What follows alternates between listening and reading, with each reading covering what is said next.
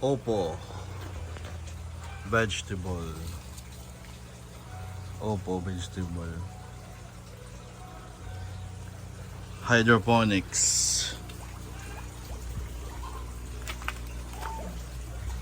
From water to vegetable. Here's how.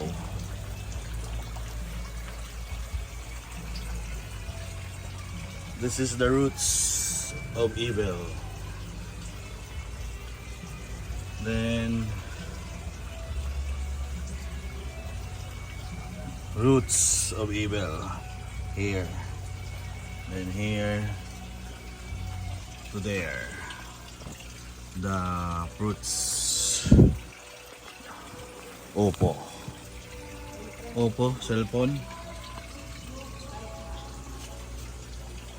Some other people call this kangkong hydroponics. Oppo hydroponics.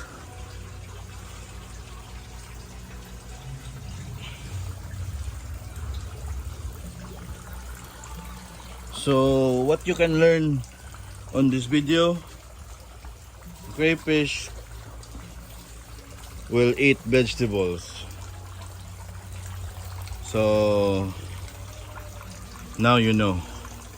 You grow vegetables in the pond, then you feed vegetables to crayfish. Half of it you eat as your eat the vegetable as food for yourself, right?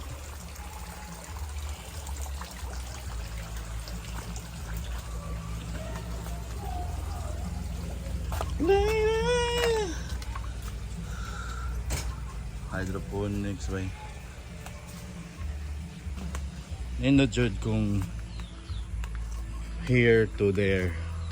Oppo gabitay sa paginauban ng mga gabitay ng mga kwan.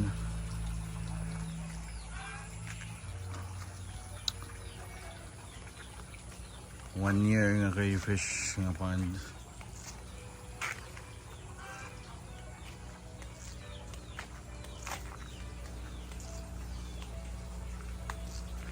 Pwede na kangkong, pwede kaunon eh. Oh, pwede kaunon. Pwede bahog ganit sa ila. You grow vegetables as hydroponics and then you feed directly to crayfish. Easy food, easy technology.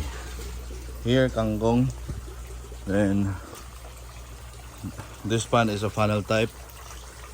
So from here it's 1 centimeter. There is 1 feet. Imbudo funnel type. So they can eat kangkong. Right?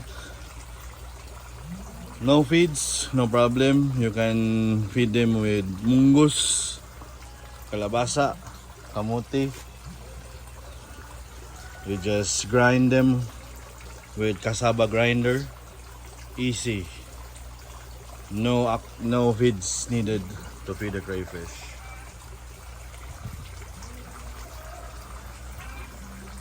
The problem is I only have one pond. That's sad. That is okay. It's for your own consumption. And thank you for watching this video. The title of the video is Oppo Hydroponics.